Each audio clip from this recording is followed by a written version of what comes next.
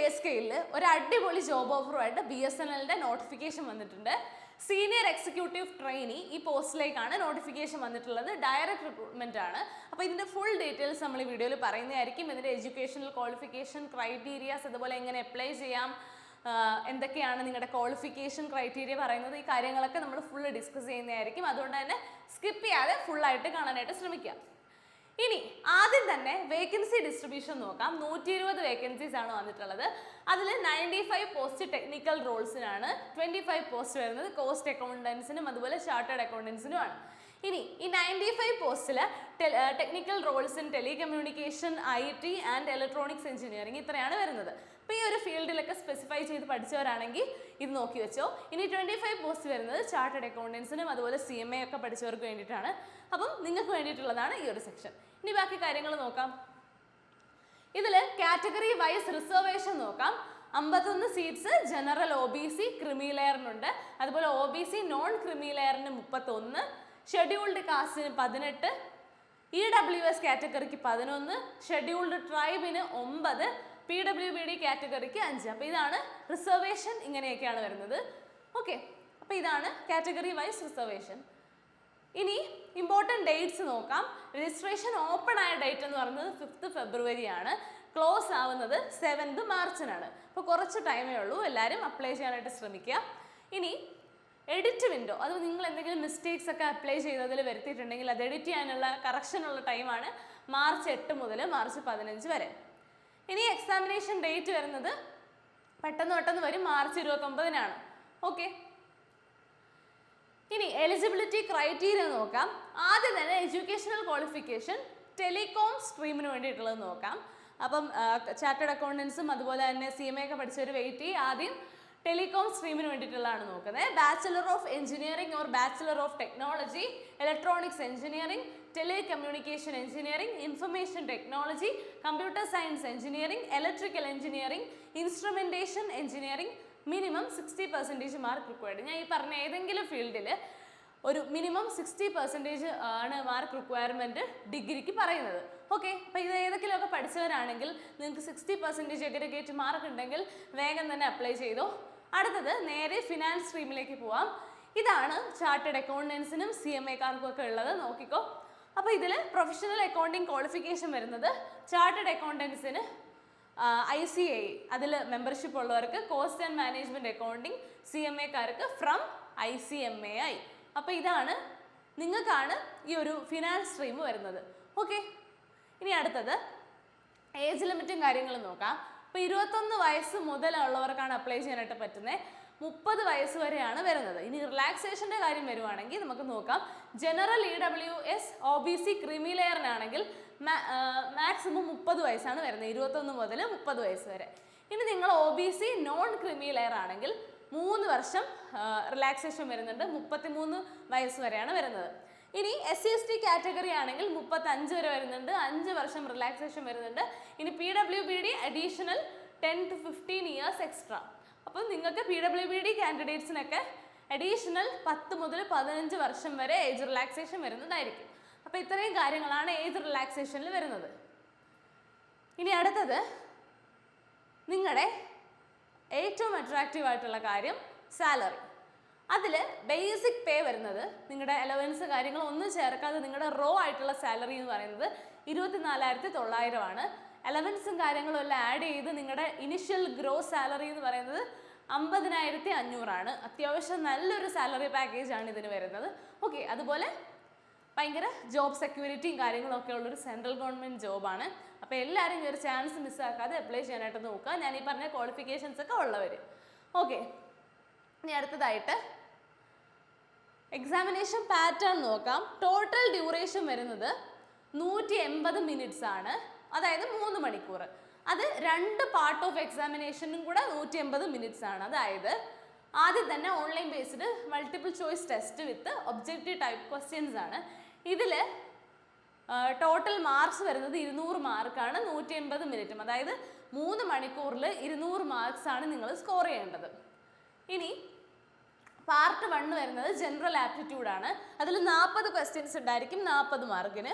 2 സ്ട്രീംസിനും same ആയിരിക്കും. അതായത് finance സ്ട്രീമിനും അതുപോലെ ടെലികോം സ്ട്രീമിനും സെയിം ആയിരിക്കും ഇത് വരുന്നത്. ഓക്കെ, ഇനി അതിൻ്റെ കൂടെ തന്നെ test reasoning, numerical ability, comprehension. അപ്പോൾ ഈ ഒരു ടെസ്റ്റിൽ നിങ്ങളുടെ റീസണിങ്, അതുപോലെ ന്യൂമറിക്കൽ എബിലിറ്റി, കോംപ്രഹെൻഷൻ ഇതൊക്കെ ആയിരിക്കും ടെസ്റ്റ് ചെയ്യുന്നത്.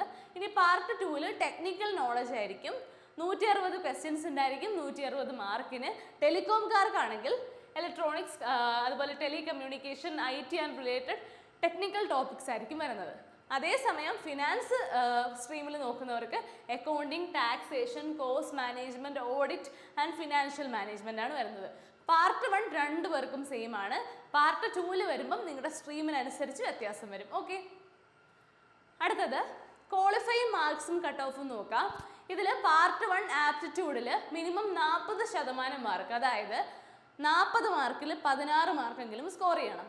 ഇനി പാർട്ട് 2 ടെക്നിക്കലിൽ വരുവാണെങ്കിൽ മിനിമം 40% ആണ്, അതായത് 160 മാർക്കിൽ 64 മാർക്ക് നിങ്ങൾ സ്കോർ ചെയ്യണം. അപ്പോൾ ഓവറോൾ ടോട്ടൽ വരുന്ന മിനിമം 50% ആണ്, അതായത് 200 മാർക്സിൻ്റെ എക്സാമിന് 100 മാർക്കെങ്കിലും സ്കോർ ചെയ്യണം. ഇനി SC ST OBC PWBD EWS റിക്വയർമെൻറ്റ്സിൽ വരുവാണെങ്കിൽ പാർട്ട് 1 ആപ്റ്റിറ്റ്യൂഡിനാണെങ്കിൽ മിനിമം 35% മതി, അതായത് 14 മാർക്ക് മതി 40-ൽ. ഇനി പാർട്ട് 2 ടെക്നിക്കലിൽ വരുവാണെങ്കിൽ മിനിമം 35%.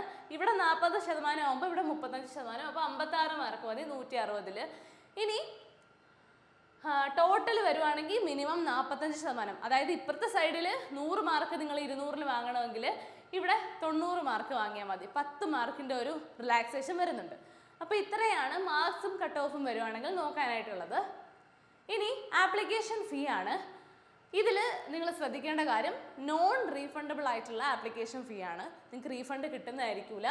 അപ്പം ജനറൽ OBC EWS കാറ്റഗറിക്ക് 2500 ആണ് ഫീസ് വരുന്നത്. SC ST PWBD ആണെങ്കിൽ 1250. ഓക്കെ, അപ്പോൾ ഇതാണ് ഫീസിൻ്റെ കാര്യങ്ങളെന്ന് പറയുവാണെങ്കിൽ. ഇനി എക്സാമിനേഷൻ സെൻറ്റേഴ്സ് നോക്കാം. അപ്പോൾ ഇത്രയും സെൻറ്റേഴ്സ് നിങ്ങൾക്ക് കാണാനായിട്ട് സാധിക്കും. ഇത്രയും സെൻറ്റേഴ്സ് ഉണ്ട്. അതിൽ നമുക്ക് ആക്സസിബിൾ ആയിട്ടുള്ളത് തിരുവനന്തപുരം, അതുപോലെ കൊച്ചി, പിന്നെ ചെന്നൈ ഒക്കെ വരുന്നുണ്ട്, ബാംഗ്ലൂർ. ഓക്കെ, ഇനി ടോട്ടൽ ഒരു സെലക്ഷൻ പ്രോസസ്സ് ഞാനൊന്ന് ഷോർട്ടാക്കി പറഞ്ഞുതരാം. അപ്പോൾ ആദ്യം എക്സാം എഴുതി കഴിഞ്ഞാൽ മെറിറ്റ് ലിസ്റ്റ് ആണ്. അത് സെലക്ട് ആയി കഴിഞ്ഞാൽ മെറിറ്റ് ലിസ്റ്റിൽ നിങ്ങൾ ഉണ്ടെങ്കിൽ ഡോക്യുമെൻറ്റ് സബ്മിറ്റ് ചെയ്യുക. അത് കഴിഞ്ഞാൽ മെഡിക്കൽ ഉണ്ടായിരിക്കും. മെഡിക്കലും കൂടെ കഴിഞ്ഞെല്ലാം ഓക്കെ ആവുകയാണെങ്കിൽ, പാസ് ആവുകയാണെങ്കിൽ നേരെ അപ്പോയിൻമെൻ്റ് ആണ്. ഓക്കെ, ഇനി നിങ്ങളുടെ ട്രെയിനിങ് പ്രോഗ്രാമും അതുപോലെ ഏറ്റവും ഇമ്പോർട്ടൻ്റ് ആയിട്ടുള്ള സർവീസ് ബോണ്ടും. അപ്പം ട്രെയിനിങ് പ്രോഗ്രാം നോക്കുവാണെങ്കിൽ ടോട്ടൽ 52 ആഴ്ചയാണ് നിങ്ങളുടെ ട്രെയിനിങ് പീരീഡ് വരുന്നത്. അതിൽ 13 ആഴ്ച കോമൺ ട്രെയിനിങ് ആയിരിക്കും. അതിൽ നിങ്ങളുടെ BSNL ഓപ്പറേഷൻസും പോളിസീസും അതിൻ്റെയൊക്കെ ഒരു ഫൗണ്ടേഷൻ ട്രെയിനിങ് ആയിരിക്കും. ഇനി സ്ട്രീം സ്പെസിഫിക് ട്രെയിനിങ് ആണ്. ഇതിൽ specialised technical or financial training ആണ്, സ്പെഷ്യലൈസ്ഡ് ട്രെയിനിങ് ആണ് വരുന്നത്. അത് 13 ആഴ്ചയായിരിക്കും ട്രെയിനിങ് വരുന്നത്. ഇനി ഓൺ ജോബ് ട്രെയിനിങ് ആണ്, അത് 26 വീക്സ് ആണ്. അപ്പം അതിൽ practical exposure, hands on experience ആണ്. ഓക്കെ, ഇനി നിങ്ങളുടെ സർവീസ് ബോണ്ട്. അപ്പം ഇതിൽ മിനിമം 5 വർഷമെങ്കിലും വർക്ക് ചെയ്യണം എന്നുള്ളൊരു സർവീസ് ബോണ്ടുണ്ട്. ഇൻ കേസ് നിങ്ങൾ അതിൽ ഫെയിൽ ആവുകയാണെങ്കിൽ നിങ്ങൾ ഈ എമൗണ്ട് അവർക്ക് റിക്കവർ ചെയ്യാൻ നിങ്ങൾ പേ ചെയ്യേണ്ടതാണ്. ഓക്കെ, ഇനി പ്രൊബേഷൻ പീരീഡ് നോക്കുവാണെങ്കിൽ 2 വർഷമുണ്ട് കൺകറൻറ്റ് വിത്ത് ട്രെയിനിങ് പ്രോഗ്രാം. ഇനി ഫെയിൽഡ് ട്രെയിനിങ് ആണെങ്കിൽ, നിങ്ങൾ ട്രെയിനിങ് ഫെയിൽ ആയി കഴിഞ്ഞ് കഴിഞ്ഞാൽ 6 മാസം കൂടെ പ്രൊബേഷൻ എക്സ്റ്റെൻഡ് ചെയ്യും. അതുപോലെ സെക്കൻഡ് ഫെയിലിയർ ആണെങ്കിൽ cancellation of appointment with bond recovery. അപ്പോൾ നിങ്ങൾക്ക് ബോണ്ട് റിക്കവറി ഉണ്ടാവും, അതുപോലെ തന്നെ നിങ്ങളെ അപ്പോയിൻമെൻറ്റ് ക്യാൻസൽ ആവും. ഓക്കെ, അപ്പോൾ ഒരു ചാൻസ് മാത്രമേ ഉണ്ടാവൂ. ഇനി performance evaluation through out training determines continuation in service. അപ്പോൾ നിങ്ങളുടെ ട്രെയിനിങ്ങിൻ്റെ സമയത്തുള്ള പെർഫോമൻസ് അനുസരിച്ചായിരിക്കും സർവീസിൽ ഇരിക്കണോ വേണ്ടയോ എന്ന് അതായിരിക്കും ഡിറ്റർമൈൻ ചെയ്യുന്നത്. ഇനി അടുത്തത് important guide lines and contact ആണ്. അപ്പോൾ ഇതിൻ്റെ നിങ്ങൾക്ക് അറിഞ്ഞിരിക്കേണ്ട, ശ്രദ്ധിച്ചിരിക്കേണ്ട കുറച്ച് കാര്യങ്ങളാണ്. വെബ്സൈറ്റ് ഡീറ്റെയിൽസും ഒക്കെയാണ്. അപ്പോൾ ഒഫീഷ്യൽ പോർട്ടൽ എന്ന് പറയുന്നത് www.externalexam.bsnl.co.in. അപ്പോൾ ഈ വെബ്സൈറ്റിലാണ് നിങ്ങൾ രജിസ്റ്റർ ചെയ്യേണ്ടത്. ഇനി medical fitness, final appointment subject to medical examination, ensure you meet require health standards. അവരുടെ ഹെൽത്ത് സ്റ്റാൻഡേർഡ്സ് ഒക്കെ നിങ്ങൾ മീറ്റ് ചെയ്യണം. നിങ്ങൾ നോട്ടിഫിക്കേഷൻ നോക്കിക്കഴിഞ്ഞാൽ ക്ലിയർ ആയിട്ടെല്ലാം കാണാൻ പറ്റും. അപ്പോൾ അത് ഡീറ്റെയിൽ ആയിട്ട് നോക്കാനായിട്ട് ഈ ഒരു വെബ്സൈറ്റിൽ വിസിറ്റ് ചെയ്താൽ മതി. ഇനി admit card download from portal before exam date. Exam ഡേറ്റിന് മുന്നേ ആയിട്ട് പോർട്ടലിൽ നിന്ന് കയറി നിങ്ങൾ ഡൗൺലോഡ് ചെയ്യണം അഡ്മിറ്റ് കാർഡ്. ഓക്കെ, അടുത്തത് ആക്യുറേറ്റ് ഇൻഫർമേഷൻ ആയിരിക്കണം. നിങ്ങൾ കൊടുക്കുന്നതെല്ലാം ട്രൂ ആയിട്ടുള്ള ഇൻഫർമേഷൻ ആയിരിക്കണം. എന്തെങ്കിലും ഫോൾസ് ആയിട്ടുള്ള ഇൻഫർമേഷൻ ഉണ്ടെങ്കിൽ നിങ്ങൾ ഏത് സ്റ്റേജിൽ വെച്ചും ഡിസ്ക്വാളിഫൈ ആവാം. ഇനി NOC റിക്വയർമെൻ്റ് ആണ്. Currently employed candidates must produce no objection certificate. അപ്പോൾ കറൻ്റ്ലി നിങ്ങൾ വർക്ക് ചെയ്യുന്നവരാണെങ്കിൽ നോ ഒബ്ജെക്ഷൻ സർട്ടിഫിക്കറ്റ് പ്രൊഡ്യൂസ് ചെയ്യണം. No withdrawal. അപ്പോൾ ആപ്ലിക്കേഷൻ വൺസ് നിങ്ങൾ സബ്മിറ്റ് ചെയ്ത് കഴിഞ്ഞാൽ വിഡ്രോ ചെയ്യാനായിട്ട് പറ്റില്ല. ഓക്കെ, ഇനി ഡെഡ് ലൈൻ ഞാൻ ഒന്നും കൂടെ പറയാം. മാർച്ച് 7 വരെയാണ്. എക്സാമിനേഷൻ വരുന്നത് മാർച്ച് 29 വരെയാണ്. കോണ്ടാക്ട് ഇൻഫർമേഷൻ പറയുകയാണെങ്കിൽ അവരുടെ mail ID bsnl.rect@bsnl.co.in, updates www.bsnl.co.in. ഇനി ആപ്ലിക്കേഷൻ പോർട്ടൽ ഏതാണെന്ന് വെച്ചിട്ടുണ്ടെങ്കിൽ www.externalexam.bsnl.co.in. അപ്പോൾ ഇത്രയാണ് ഇമ്പോർട്ടൻ്റ് ആയിട്ടുള്ള ഡീറ്റെയിൽസ്. അപ്പോൾ ഈ കാര്യങ്ങളെല്ലാം നോക്കിയിട്ട് നിങ്ങളുടെ എലിജിബിലിറ്റി നോക്കിയിട്ട് താല്പര്യമുള്ളവർ അപ്ലൈ ചെയ്യുക. മാർച്ച് 7 മുന്നേ ആയിട്ട്. നല്ലൊരു ചാൻസ് ആണ്, നല്ലൊരു സാലറി പാക്കേജ് ആണ്. അപ്പോൾ ആലോചിച്ചിട്ട് വേഗം തന്നെ പോയി അപ്ലൈ ചെയ്യുക. Thank you.